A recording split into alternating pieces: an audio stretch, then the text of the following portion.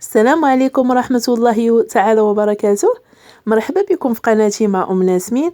اليوم جيت نشارك معكم وصفة رائعة للكحة والزكام. كيف ما كتشوفوا هاد اليومين كلشي مريض وكلشي تيعاني من الكحة اللي ما بغاش تمشي.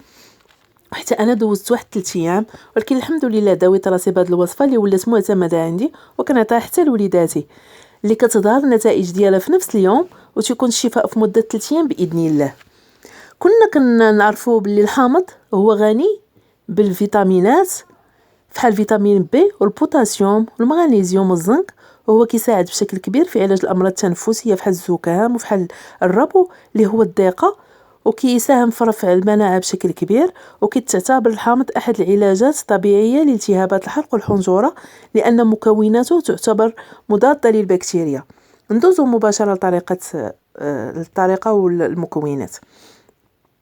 المكون الاساسي هنايا كيكون هو الحامض.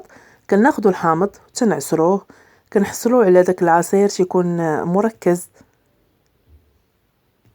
وباش تنجح معنا هذه الوصفه كنحاولوا نعاونوا بشويه ديال الزيت البلديه والخزامه. كنا كنعرفوا الفوائد ديال الخزامه. كنشدوا الزيت البلديه وكنسخنوها وتنديروا الخزامه، من بعد تنصفيوها وتنديروها تسخن مزيان، من بعد تنصفيوها تنخليوها داك القياس اللي غنقدوا عليه على السخونيه، وتندهنوا الصدر والظهر لا الوليدات لا لينا حنا الكبار. والله الا كتعطي نتائج فعاله بزاف. المهم هنايا كنعصروا الحامض، كنحاولوا ناخذوا داك العصير وكناخذوا كاس على حساب القياس اللي غتقدوا. المهم كتاخذوا الكاس كيكون الربع ديالو كديروا فيه عصير الحامض.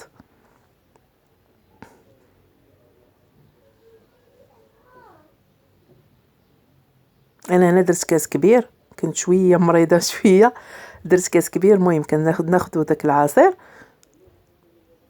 المقدار ديال 4 كاس.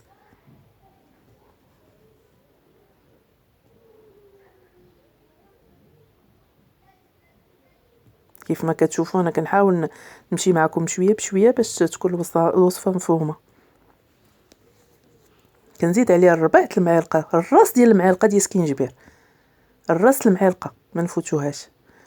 وكنزيدوا عاوتاني الراس ديال المعلقه ديال الكركم، خرقوم بليدي يكون مطحون على اليد، ما نكونوش شارينو مطحون، نكونوا حنا طاحنينو. ومعلقه العسل. كتعرفوا الفوائد العسل حتى هو بالنسبه للزكام راه فوائد ديالو بزاف.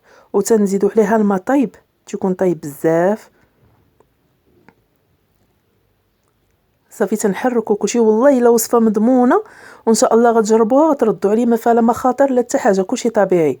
تنحاولوا نحركوا مزيان باش كتنسجم لينا العناصر، وسورتو العسل كيتحرك مزيان من القاع ديال الكاس.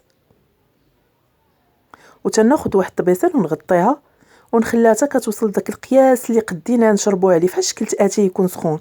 المهم هاد الوصفه كتاخذوها الوقت اللي صافي غتنعسوا، صافي ساليتوا الشغا ديالكم وكلشي صافي غادي تنعسوا صافي، وكتشربوا الكاس وكتغطاو مزيان صافي تنعسوا. ملي غتنوضوا غتلقاو واحد العرق هكا خرج،